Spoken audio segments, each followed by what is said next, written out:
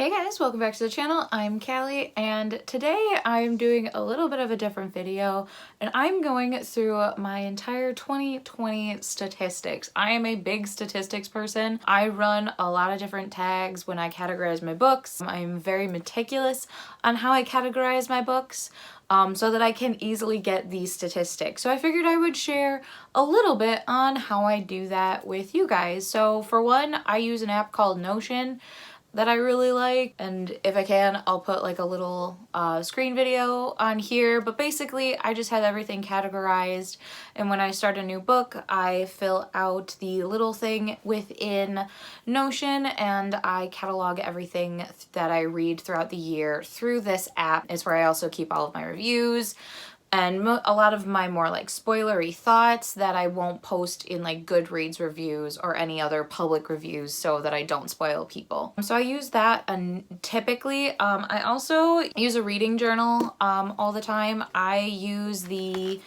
Always Fully Booked planner, which is this one. It's kind of hard to close because where I have it by Little Inklings Design. I'll link their shop down below. This planner is actually sold out, but I bought it back in like September or October, and I'm obsessed with it. It is a reader focused planner, hence the name. It's always fully booked, and I get to keep everything in here.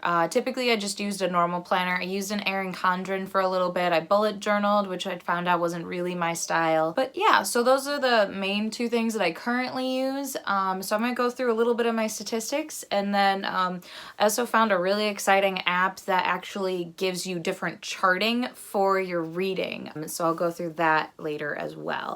So for generalized statistics, I read a total of 166 books in 2020, which is the best I've ever done, which I'm just hella impressed with myself for. I also categorize the genders of the authors that I read. So for that, I read 150 books written by female authors, 14 by male authors, and that had both was I had 2 books written by both genders. One of my goals that I've set for myself is to read more books with diversity. So I know a couple of different books by authors who are non-binary that I'm trying to prioritize and diversify my reading a lot. The next one is type of book. So for that, I categorize that by series, standalone, nonfiction, and graphic novels, because that's all I read during 2020. So for series, I read 135 books that are considered a series. For this one, I categorize just duology or higher. At least I did for 2020. I did for 21, I have differentiated the two. Graphic novels, I read 1. Same with nonfiction, only read 1. And then for standalones, I read 29. I did a total of 26 books on my list as rereads, which included a fair amount. I like to reread books when a sequel comes out, just so that I can not have any gaps with what's happening in the story. So I do a fair amount of rereading, and I like to kind of keep track of what books I do reread. The next tag that I have is age group. One of my goals for 2020 was to read more outside of YA and try and dabble more into the adult reading area, which I did successfully do. I still was very YA heavy. I read a total of 135 YA books, but I had 25 of those were adult, which is much higher. I think I was only in single digits for 2019, so it's definitely a big jump. And then the other 6 was middle grade. Another thing that I like to keep track of is what year a book was published, and I do this I'm still trying to fiddle with how I categorize this statistic. So for this, I did, in the 1990s, I had 1 book. For 2000 to 2005, I had 3 books. 2006 to 2010, I had 9. 2011 to 2015, I had 21. And then 2016 to 2020, I had 143. So a majority was in there. And I actually had an arc, which was a 2021 release. Actually, we'll be releasing later, I think in February. And the year that I read the most in 2020 was 2019. So that was the biggest one, and that was at 39 books that I read that were released in 2019 that I read last year. Another thing similar to keeping track of what books I reread, I also keep track of what books I unhaul, just because I like to keep track of that so I don't accidentally buy it again. So for the year of 2020, I ended up unhauling 46 books, which is very impressive because I'm trying to unhaul a lot more. That's actually one of my goals for 2021 is to unhaul more.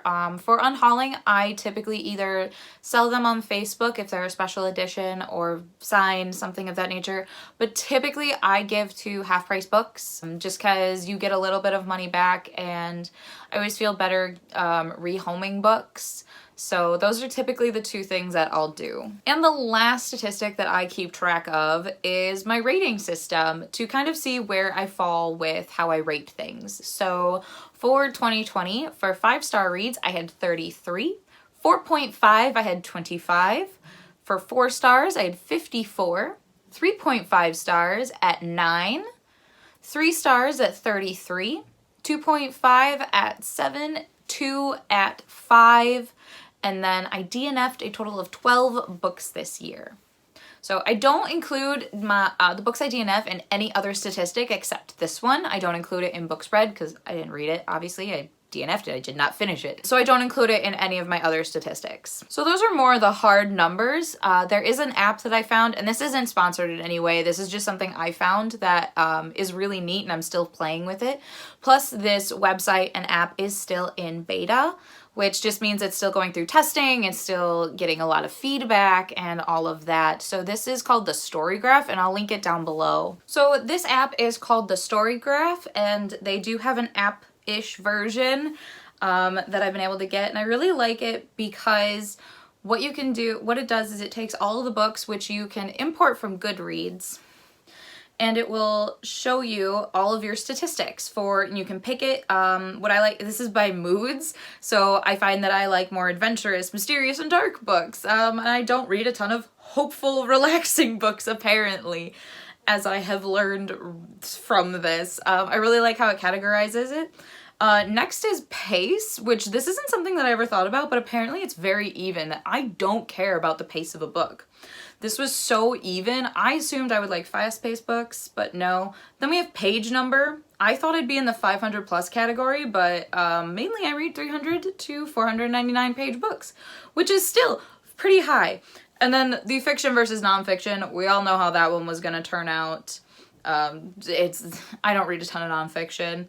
Next is genre, and this just categorizes it in a bar graph based on what genres you typically read. Obviously, I read a ton of young adult and fantasy. This is no surprise to anybody. And I'm definitely working to get a little bit higher in some of those other categories. This is number of books per month. You can definitely see that I read nothing in October, which is it's such a sad dip, but it jumped right back up, so I'm pretty happy. And then my average star rating, which was a 3.83, which I was pretty surprised by. Just because I feel like I do DNF a lot. But I do really enjoy this app. It's fun and it gives great visuals. So I would highly recommend you trying it out. What I really enjoy is that you can actually export your Goodreads library and it puts everything in here. It'll give you then recommendations like these. You can keep track of your reading. Your to be read pile goes in there because they only have a certain amount of tags, unlike Goodreads. And you can filter by like what you're in the mood for if you're a big mood reader, and it'll give you different things in your TBR pile and you can filter. And I really like this app. I think it's gonna do well. So that is something I'm really excited to keep using throughout 2021 and beyond, depending on how well this app ends up developing. Because like I said, it is still in beta, so it's a little finicky to work with, but it is definitely a lot of fun to see those visuals. You can also filter by specific months if that's what you're looking for, and there's just a ton of, everything is very user-friendly. You gotta kind of work with it and just play with it like a toy. That's what it is. It's a big book reader toy. So that's gonna be it for today's video. So feel free to like, comment, and subscribe to our channel. We post videos every Tuesday, Thursday, and Sunday. Stay safe, keep reading, and wear a mask. And I will see you guys in our next video. Bye!